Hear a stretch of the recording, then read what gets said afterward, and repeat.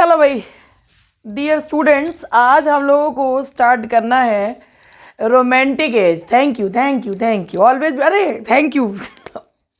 अब इसमें जो है आज जो रोमांटिक एज के बारे में मुझे बताना है, तो आप लोगों को रोमांटिक एज से आप क्या समझते हैं, रोमांटिक एज से क्या समझते हैं।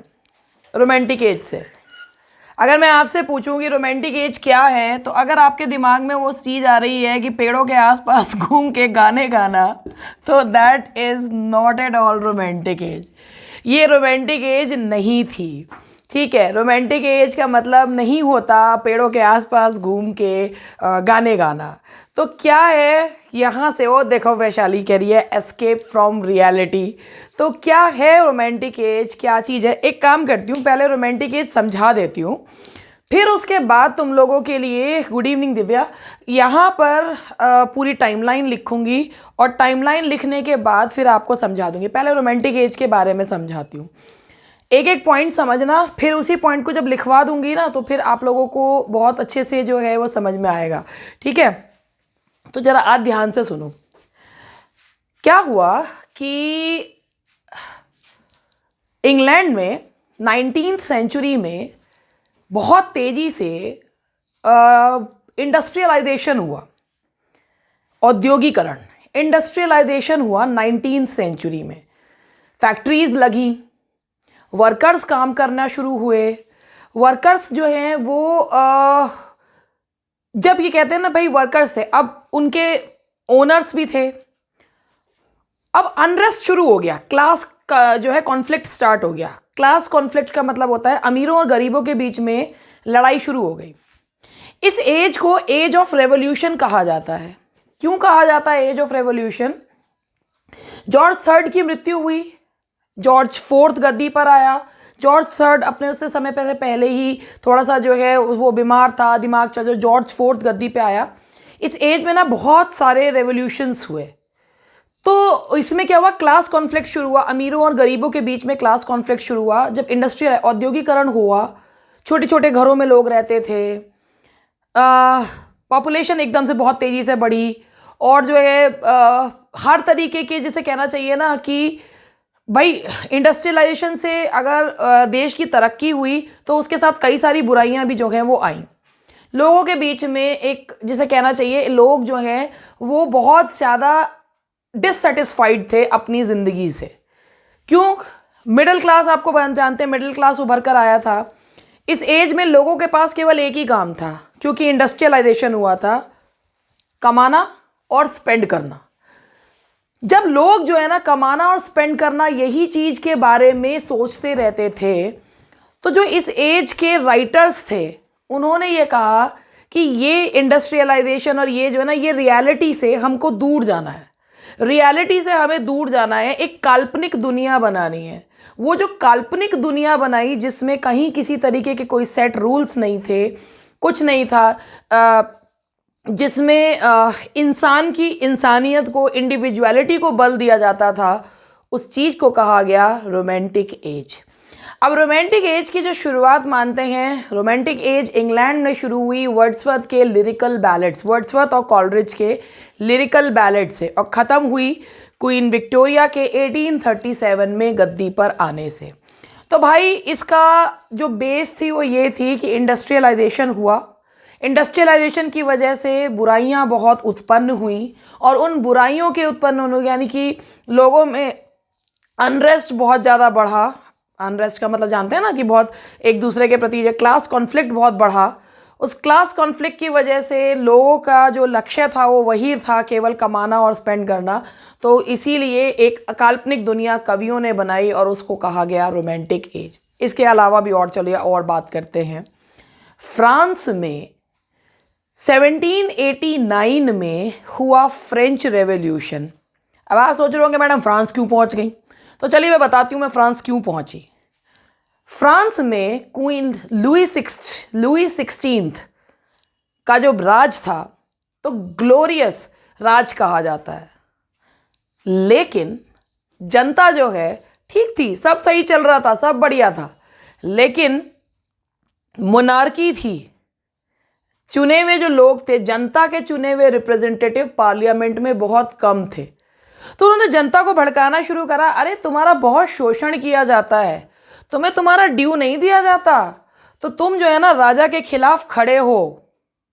तो जनता ने कहा हाँ हाँ हमारा शोषण होता है, हमें राजा के खिलाफ खड़ा होना है। तो जनता ने कहा हमारे 3 नारे हैं, इक्वालिटी, लिबर्टी एंड फ्रेटर्निटी। 1789 में लुई 16 के खिलाफ जो है ये शुरू हुआ और 1793 में फ्रेंच रेवोल्यूशन समाप्त हुआ। 89 में शुरू हुआ, 93 में ख़त्म हुआ। तो ये जो फ्रेंच रेवोल्यूशन का प्रभाव है ना, ये फ्रांस तक ही नहीं रहा, ये इसके जो छींटे थे वो इंग्लैंड पर भी पहुँचे। जब ये रेवोल्यूशन शुरू हुआ तो विलियम ब्लेक जो कि इंग्लैंड का राइटर था, उसने लिखी सॉन्ग्स ऑफ इनोसेंस और उसने उसमें दिखाया कि जैसे बाइबल में लिखा हुआ है कि गरीबों को उनका हक मिलेगा, ऐसे ही फ्रांस के रेवोल्यूशन को देख के लगता है कि गरीबों को उनका हक मिलेगा। वर्ड्सवर्थ ने लिखा प्रिल्यूड में, it is bliss to live in that dawn, it is bliss to be alive in that dawn, कि फ्रेंच रेवोल्यूशन को देखना अपने आप में परमानंद है। और कॉलरेज तो और ही आगे बढ़ गए, ओड टू फ्रांस भी लिख डाली। लेकिन बहुत जल्द इनका जो है ना वो सपना टूट गया। इन्हें पता चला कि जब पावर किसी के हाथ में आ जाती है ना, तो पावर जो होती है ना, अगर किसी के पास पावर है तो वो वैसे ही दूसरे को दबाता है, और जब पूरी तरीके से पावर मिल जाती है तो वो पूरी तरीके से जो है दूसरे को दबाना शुरू कर देता है। फ्रांस में भी यही हुआ। लोगों को लगा कि हमारे चुने हुए जो हमारे चुने हुए लोग हैं वो हमारा दर्द समझेंगे, मगर उन्हें क्या पता था जिन्हें वो चुन के ला रहे हैं वो उनका ही शोषण जो है वो करेंगे। इसीलिए वर्ड्सवर्थ जो उस वक्त जब फ्रेंच रेवोल्यूशन के समय वहाँ था, जब उसने फ्रेंच रेवोल्यूशन को देखा तो वो बहुत उसकी तरफ मुग्ध हुआ, लेकिन बाद में उसका जब उसे वहीं से निकाल दिया गया, उसका जो है भ्रम टूट गया। जितने भी राइटर्स थे उनका भ्रम टूट गया। लेकिन इससे एक चीज़ ये हुई, लिबर्टी, रोमांटिसिज्म का मेन जो मुद्दा था वो था लिबर्टी। लिबर्टी किस चीज़ से? मुक्त चाहिए, फ्रीडम चाहिए, लिबर्टी, इक्वालिटी, फ्रेटर्निटी, लिबर्टी चाहिए। किस बात की लिबर्टी चाहिए? अरे लिटरेचर बंधा हुआ था नियमों में, ऑगस्टन एज में नियमों में बंधा हुआ था। ऑगस्टन एज में नियम क्या थे भाई? वर्जिल को, होरेस को और ओविड को जो है वो फॉलो करते थे। अब तुम किसी के स्टाइल को कॉपी करोगे तो तुम्हारा अपना स्टाइल कहाँ रहा? नहीं रहा ना अपना स्टाइल। तो इन्होंने कहा कि भाई ये जो सेट रूल्स है ना, हमें इस सेट रूल्स को नहीं मानना। लिटरेचर में यूज़ करो जिसका जो मना है वैसी लैंग्वेज यूज़ करो। ये जो रोमांटिक वर्ड है ना, ये लिया गया है रोमन से। रोमन जो कि फ्रेंच वर्ड है जिसका मतलब होता है वर्नैकुलर लैंग्वेज। वर्नैकुलर लैंग्वेज समझते हो?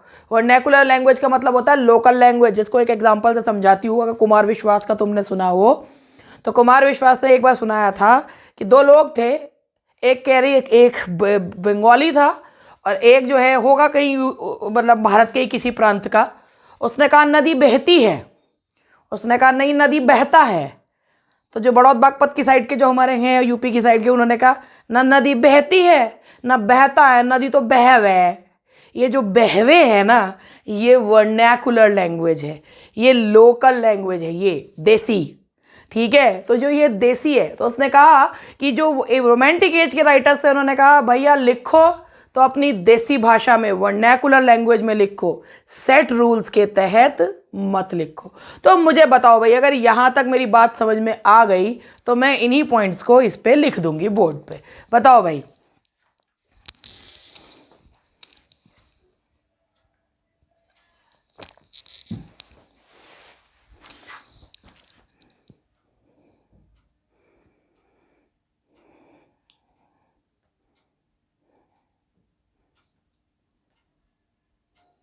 अच्छे से आ गया समझ में? तो भाई ऐसा है कि जो मैंने यहाँ से स्टार्ट करा, मैंने जो आपको बताया कि इंग्लैंड से चीज़ शुरू हुई। भाई इंग्लैंड से में क्या था? इंडस्ट्रियलाइजेशन। अब सारी चीज़ें मैं आप लोगों को, चलो भाई सबसे पहले टाइमलाइन लिखो। बहुत क्या है?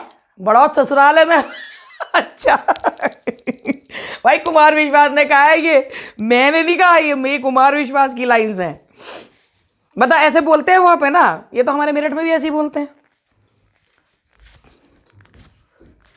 हमारे मेरठ में भी तो ऐसे ही बोलते हैं वो। अब बाकी और चीज़ें क्या, अब जैसे ये है, दरवाजा बंद कर दो परिष्कृत हिंदी, और दरवाजा भेड़िया वर्नैकुलर है नहीं। तो चलो भाई लिख लो। ये वर्नैकुलर लैंग्वेज समझाने के लिए था जो मैंने आप लोगों को समझाया। अब ये जो है वो कह रही है मेरी ससुराल है। चलो भाई, अब ये यहाँ पे रोमांटिक एज की टाइमलाइन लिखना।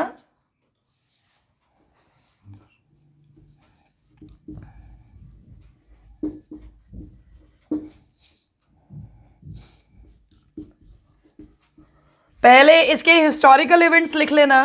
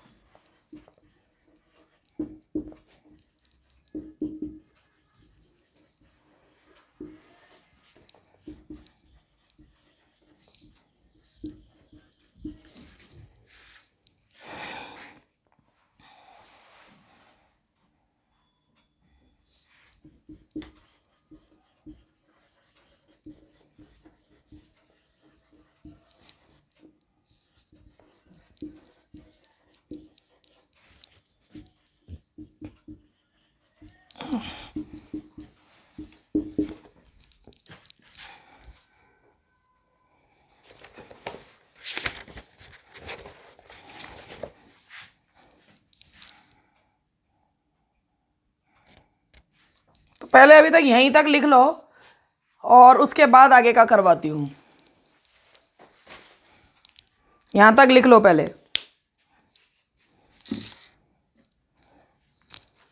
फिर एक एक करके सारे पॉइंट्स जो हैं वो आप लोगों को लिखवाऊंगी। तो भाई अगर यहां तक बात समझ में आई है कि क्या होता है क्या चीज़, अरे बड़ी बड़ी जल्दी लिखा भाई तूने तो सोनिका। तो देखो भाई ये उस समय के लिटरेरी सॉरी हिस्टोरिकल इवेंट्स हैं। हाँ बिल्कुल बिल्कुल वही है, Napoleon Bonaparte. Yes yes yes, वही है वही है, ये यहां पाया गया ये।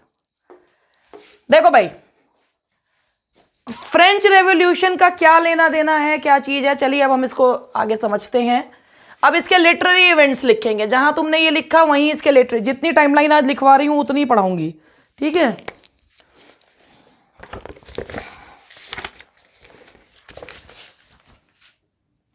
लिटरेरी इवेंट्स लिखना।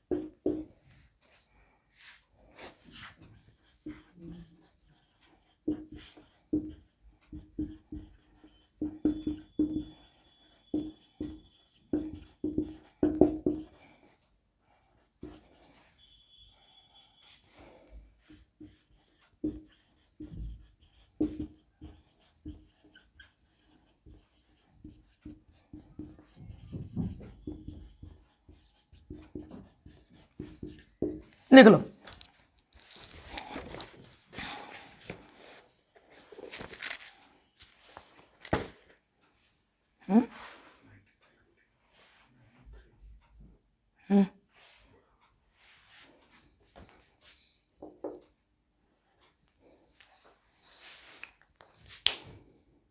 लिख लो।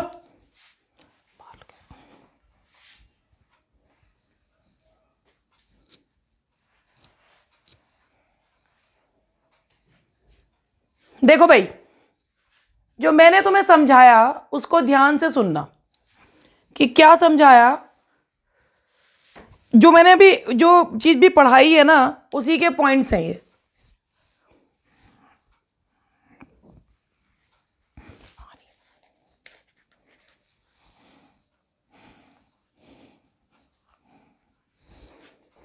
देखिए, सबसे पहले मैंने आप लोगों को ये बताया, मैंने फ्रेंच रेवोल्यूशन की डेट बताई आपको 1789। फ्रेंच रेवोल्यूशन हुआ था लुई 16 के अगेंस्ट, उसको गद्दी से उखाड़ के फेंका गया था क्योंकि उस समय के जो पार्लियामेंट में जो है लोगों के, जो जनता के प्रतिनिधि थे वो कम थे और उन्हें लगता था कि उन लोगों का शोषण जो है वो किया जा रहा है। तो 1789 में फ्रेंच रेवोल्यूशन हुआ। उस फ्रेंच रेवोल्यूशन से इंग्लैंड के जो राइटर्स थे वो काफ़ी प्रभावित हुए। अब हम इससे थोड़ा सा आगे बढ़ते हैं। ये देखिए, 1789 में विलियम ब्लेक ने लिखा सॉन्ग्स ऑफ इनोसेंस। ये जो सॉन्ग्स ऑफ इनोसेंस है ना, इसमें विलियम ब्लेक ने क्राइस्ट को दिखाया एक शेफर्ड के रूप में, मासूमियत, लैम्ब के रूप में दिखाया है। तो इसमें उसने ये चीज़ बताई। जब songs of William Blake romantic as के पोएट्स में से हैं, मतलब जो शुरुआती जो पोएट्स हैं रोमांटिक एज के, तो उसने 1789 में सॉन्ग्स ऑफ इनोसेंस लिखा। तो सॉन्ग्स ऑफ इनोसेंस एक सिंबॉलिकल मीनिंग है। अब जब ऐसे पढ़ो ना तो ऐसा लगता है जैसे कि ना बच्चों की कविताएं पढ़ रहे हैं। उसमें लैम्ब के रूप में दिखाया, क्राइस्ट को दिखाया कि वो कितने सॉफ्ट हैं ह्यूमन बींग्स के साथ, एक शेफर्ड के रूप में और लैम्ब के रूप में। उसका एक सिंबॉलिकल मीनिंग है कि क्राइस्ट और God lives amongst the poor, गरीबों के बीच में रहते हैं। और बाइबल में जो लिखा है कि ultimately the earth shall be inherited by the poor, वो उसे भी लगा कि शायद रेवोल्यूशन के बाद ये चीज़ होगी। ऐसा उनको लगा कि अगर ये रेवोल्यूशन यहाँ है तो इंडस्ट्रियल रेवोल्यूशन के तहत आपको पता है कि इंग्लैंड भी त्राही त्राही कर रहा था, तो यहाँ के लोगों उनको लगा कि जैसे अगर अमेरिका में और फ्रांस में रेवोल्यूशन होके वो अच्छी चीज़ें जो हैं प्राप्त हो सकती हैं, तो अगर इंग्लैंड में भी जो गरीब वर्ग है उन्हें उनका हक मिल सकता है। तो सॉन्ग्स ऑफ इनोसेंस लिखा। उसके बाद आई ये मैरी वॉलस्टोनक्राफ्ट का vindication of the rights of women है। एक्चुअली मैरी वॉलस्टोनक्राफ्ट गॉडविन की पहली वाइफ थी और आप इस वर्क को मान सकते हैं, ये जो वर्क लिखा हुआ है यहाँ पे vindication of the rights of women, ये आप मान सकते हैं कि वुमेन फेमिनिज्म का जो पहला वर्क है वो है सिमोन डी ब्यूवोर। और इन्होंने तो बहुत बाद में लिखना शुरू करा है। वर्जीनिया वुल्फ, इन्होंने ना सबने रूम ऑफ वंस ओन जो कि वर्जीनिया वुल्फ ने लिखी है। अगर औरतों के अधिकार, औरतों को वोट देने का अधिकार नहीं था, मैरी वॉलस्टोनक्राफ्ट ने अपने इस वर्क में ये चीज़ बताई है। उन्होंने ये चीज़ बोला कि उन्होंने ना जेंडर डिस्क्रिमिनेशन पे लिखा है कि आदमी केवल आदमी होने की वजह से बहुत सी ड्यूटीज से बच जाते हैं और औरतों को वो चीज़ें करनी पड़ती है। तो उनका ये था कि इक्वल स्टेटस जो है वो मिलना चाहिए। तो आप देख रहे हैं कि भाई इक्वल स्टेटस, हर जगह पे इक्वल स्टेटस पाने की कवायद थी, जो हर जगह ये चीज़ है। तो मैरी वॉलस्टोनक्राफ्ट ने जो लिखा vindication of the rights of women, ये वुमेन राइटर है मैरी वॉलस्टोनक्राफ्ट, और उन्होंने जो लिखा vindication of the rights of women, इसके थ्रू वो ये पहला वुमेन, औरतों के लिए लिखा गया, उनके अधिकारों के लिए लिखी हुई ये पहली रचना जो है हम मान सकते हैं। गॉडविन जो है वो एक जो है एक फिलोसोफर थे और गॉडविन का मानना था वो हर चीज़ को, मतलब उनका ये मानना था किसी भी तरीके के बंधनों में नहीं बंधना चाहिए। उन्होंने पॉलिटिकल जस्टिस लिखा। पॉलिटिकल जस्टिस, शैले उन्हें अपना पॉलिटिकल गुरु मानता था। उनकी थ्योरी कि किसी भी तरीके में किसी भी प्रकार का कोई बंधन नहीं होने चाहिए, ये उन्होंने जो है बताया। तो पॉलिटिकल जस्टिस, ये वो किताबें हैं जो लोगों को कुछ सोचने को मजबूर करती हैं। ये गॉडविन ने लिखी पॉलिटिकल जस्टिस 1793 में। अब आप देखिए रेवोल्यूशन ख़त्म हो गया, 1793 में रेवोल्यूशन ख़त्म हुआ। रेवोल्यूशन ख़त्म होते ही ब्लेक ने निकाली सॉन्ग्स ऑफ एक्सपीरियंस। अगर आपने वो पोएम पढ़ी हो, tiger tiger burning bright, songs of experience आते ही पता चल गया कि भैया कहीं भी कोई भी आंदोलन हो, कुछ भी हो, पिसता तो बेचारा गरीब ही है। कुछ नहीं होता उसके लिए, जो कमाने वाले हैं वो कमा के बैठ जाते हैं, कुछ नहीं होता उसके लिए। तो सॉन्ग्स ऑफ इनोसेंस की जगह फिर लिखा गया सॉन्ग्स ऑफ एक्सपीरियंस, और सॉन्ग्स ऑफ एक्सपीरियंस में एक अलग ही साइड जो है वो गॉड की दिखाई गई, यानी कि मैच्योर टाइगर के रूप में फेरोशियस दिखाया गया। तो यहाँ से यहाँ तक का सफ़र तय करा फ्रेंच रेवोल्यूशन के साथ ही, ये इनोसेंस, ये मैच्योरिटी। तो बताओ भाई, यहाँ तक बात समझ में आई या नहीं आई?